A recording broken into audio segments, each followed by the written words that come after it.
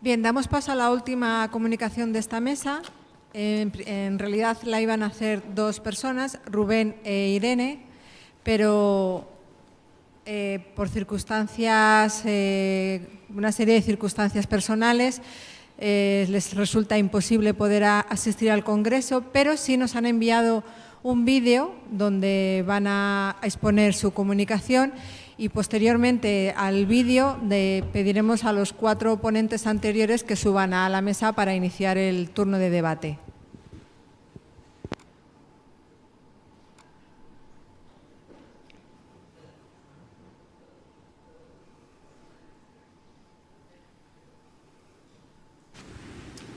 Buenos días. Yo soy Irene Marín y mi signo es este. Esta comunicación es un resumen de la idea de dos autores. Por una parte, Rubén Nogueira, cuyo signo es este, y yo misma. Hace un año, los dos compartimos trabajo en el Instituto Infante Don Juan Manuel, dentro del programa ABC de atención al alumnado con sordera. Allí nos dimos cuenta de que los libros, el material didáctico, los libros de lengua castellana en general, no contenían buena información sobre la lengua de signos, sino conceptos estrictamente fonocentristas acerca de la lengua. Por eso elaboramos esta propuesta diferente e integradora. Esperamos que os guste, ojalá.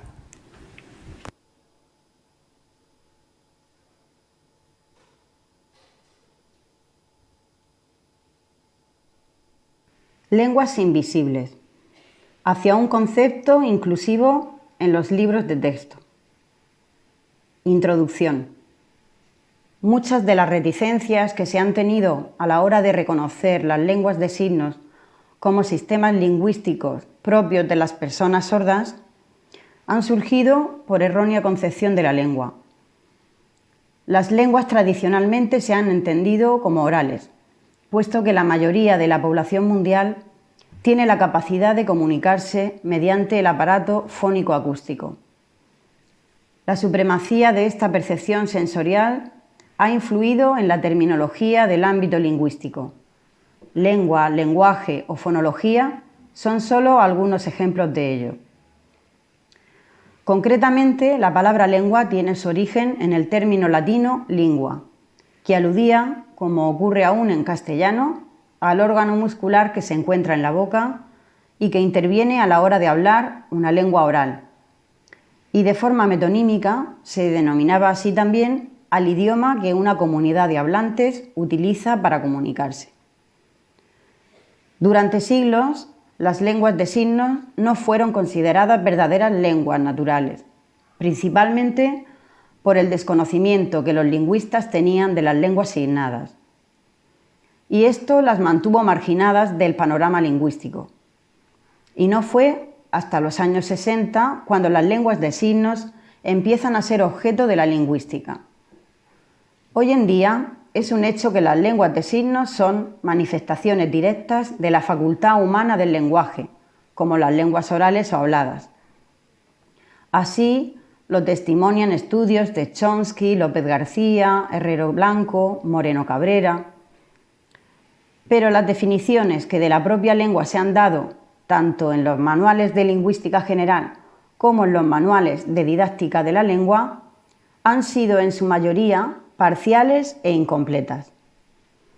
Es por tanto nuestro propósito promover la revisión de dichas definiciones con el objeto de que esta tradicional visión oralista sea definitivamente desterrada, contribuyendo así a que, sobre todo en el ámbito educativo, se difunda una noción verdaderamente inclusiva del lenguaje y de la lengua. Lenguas invisibles. En 1916, Saussure supuso el punto de partida de la lingüística moderna. Este habló de la necesidad de una imagen acústica a la que se une un significado, y con ello se inició la visión fonocentrista de la lengua. Posteriormente, los lingüistas han seguido esta tendencia y encontramos en nuestros días algunas definiciones de lenguaje y de lengua como las siguientes. Martínez afirma que el lenguaje humano es un fenómeno oral y añade que las lenguas de signos son sistemas sustitutivos del habla. Alonso Cortés habla literalmente de que el lenguaje de signos no parece estrictamente equivalente al lenguaje verbal. Esta visión reduccionista y oralista aún no ha llegado a ser superada en la lingüística, como podemos comprobar. Y mientras esto no ocurra, las lenguas de signos no alcanzarán el lugar que les corresponde en los manuales de lingüística. En la actualidad, el trabajo de muchos investigadores ha contribuido a evidenciar el carácter lingüístico de dichas lenguas. En la lengua de signos española, por ejemplo, Rodríguez, Muñoz o Herrero. Pero estas aportaciones apenas se han visto reflejadas en los manuales de lingüística general. No fue hasta 2013 cuando las lenguas de signos han ocupado un lugar relevante en un manual de lingüística general.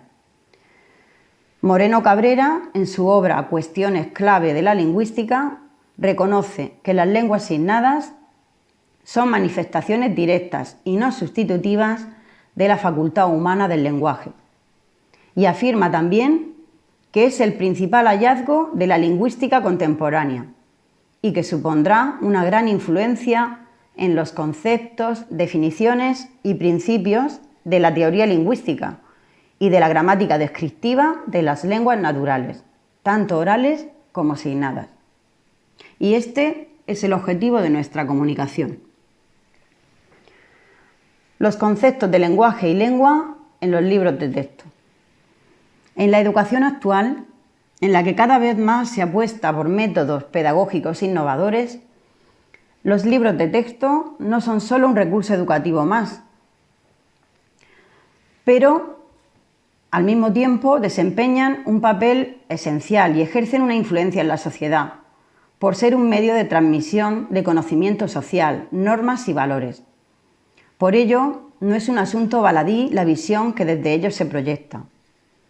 En los manuales de cualquier nivel educativo, desde primaria hasta bachillerato, encontramos definiciones poco inclusivas del lenguaje, de la lengua y de la comunicación verbal, así como una incompleta clasificación de las lenguas de España, sobre todo en los manuales de lengua española. Veamos algunos ejemplos de ello. En un libro de texto de tercero de primaria de la editorial Santillana leemos lo siguiente: nos comunicamos con otras personas hablando y escribiendo. El lenguaje es la forma de comunicación que más usamos. La lengua está formada por sonidos, palabras y reglas para combinar estos elementos.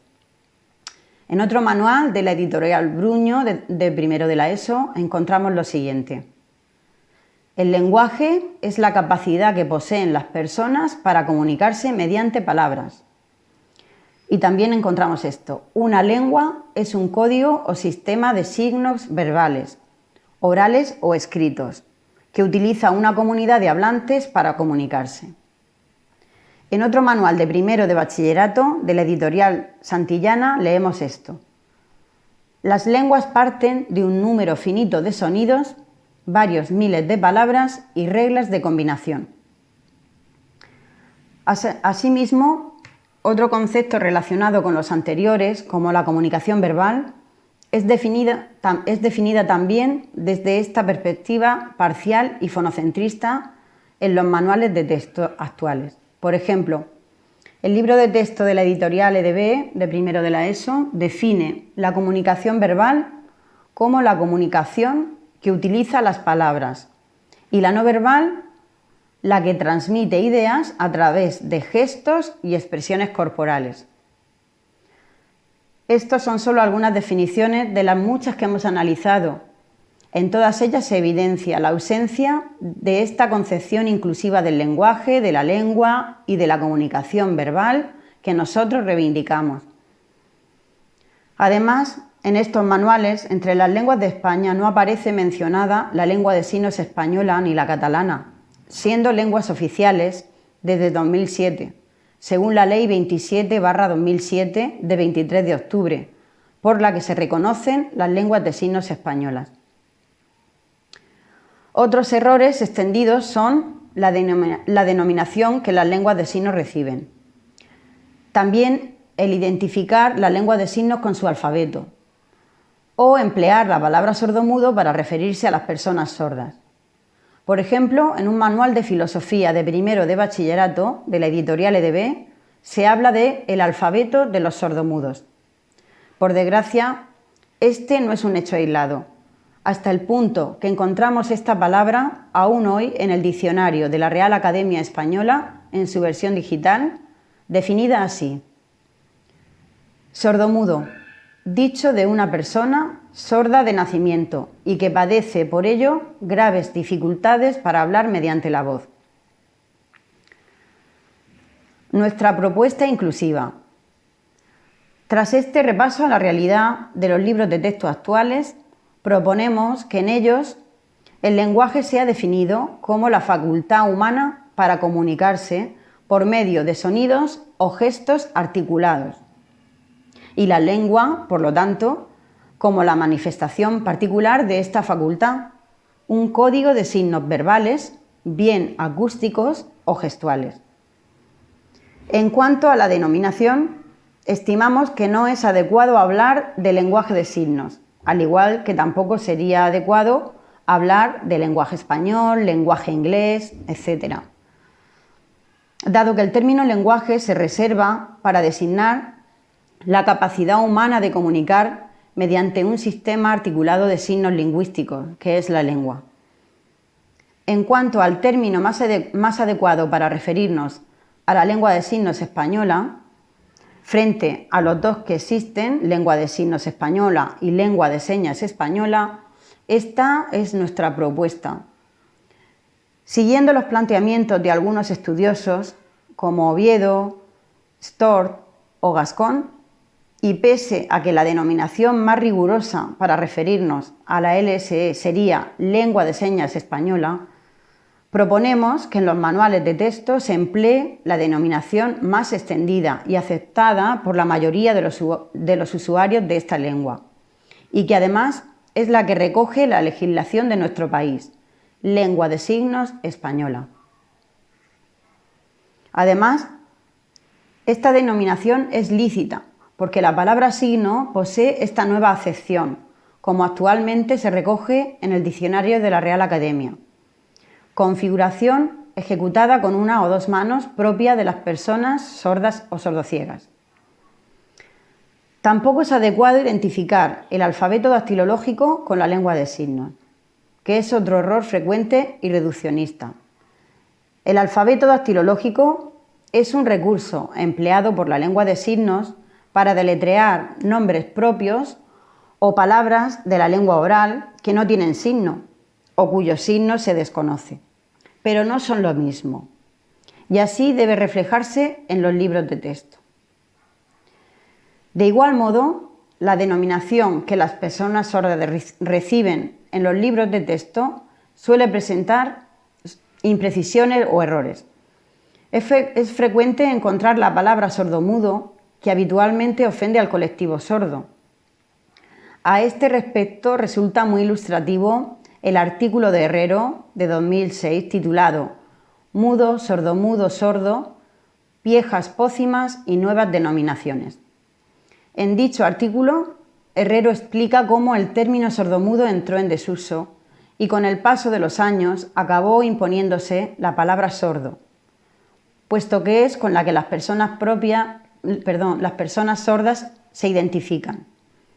Por lo tanto, lo deseable sería que la palabra sordomudo desapareciera de los libros de texto y fuera sustituida por la de sordo. En cuanto a la comunicación verbal y no verbal, ha de presentarse la lengua de signos dentro de la comunicación verbal. Es importante que el término oral no se iguale al de verbal, porque la articulación lingüística no es privativa de las lenguas orales, sino también de las gestuales. En su caso, las lenguas signadas emplean un canal diferente al de las lenguas orales, que es el visogestual. Pero los mensajes emplean un código que, aunque diferente y minoritario, es tan lingüístico como el de las lenguas orales. Finalmente, creemos necesario que los manuales didácticos sean realmente inclusivos, introduciendo actividades donde aparezcan tanto personas sordas como las lenguas de signos.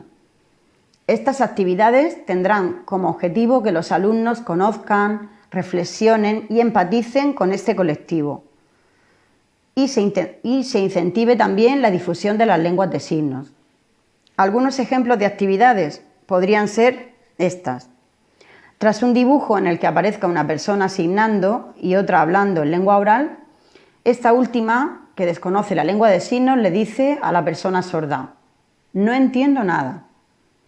Y ante este dibujo se plantean las siguientes cuestiones. ¿Ambas personas utilizan el lenguaje verbal? ¿Qué lengua emplea cada uno? ¿Hay comunicación entre ellos? ¿Por qué? Otra actividad podría ser: investiga en qué consiste la lengua de signos española. Y posteriormente contestar a las siguientes cuestiones. ¿Crees que se trata de un tipo de comunicación verbal o no verbal? ¿Sabes comunicarte en lengua de signos española? ¿Conoces a alguna persona sorda? Si es así, ¿cómo te comunicas con ella? Otra actividad podría incluir estas cuestiones. ¿Un bebé utiliza antes para comunicarse los signos orales o los gestuales? ¿Por qué? ¿Qué dificultades tiene la escritura de la lengua oral? ¿Existe una forma de escribir la LSE? Conclusiones. Para finalizar, hemos de decir que lo deseable es que pronto se tengan en cuenta las lenguas de signos en los manuales de lingüística, dado que éstas son verdaderas lenguas y poseen el carácter verbal y lingüístico. Y, en consecuencia, que se formule un concepto de lengua más integrador, que incluya las lenguas de signos. Asimismo, es deseable que los manuales didácticos de las diferentes materias, en concreto de lengua castellana y su literatura, tanto en primaria como en secundaria, tengan en cuenta los siguientes aspectos. Que en las definiciones de lenguaje y lengua se tenga en cuenta la modalidad signada, que se elimine la palabra sordomudo y se sustituya por la de sordo, que no se tenga una visión errónea y reduccionista de la lengua de signos al identificarla con el alfabeto dactilológico. Finalmente, que se introduzcan las lenguas de signos españolas en el inventario de las lenguas de España y que se creen actividades en las que las personas sordas y las lenguas de signos estén presentes. Además, consideramos necesario que sean los lingüistas que conocen las lenguas de signos y la propia comunidad sorda, a modo individual o desde el movimiento asociativo, quienes exijan a las distintas editoriales que tomen estas medidas. Todo ello en favor de una escuela y una sociedad verdaderamente inclusiva. Muchas gracias. Bien, muchísimas gracias.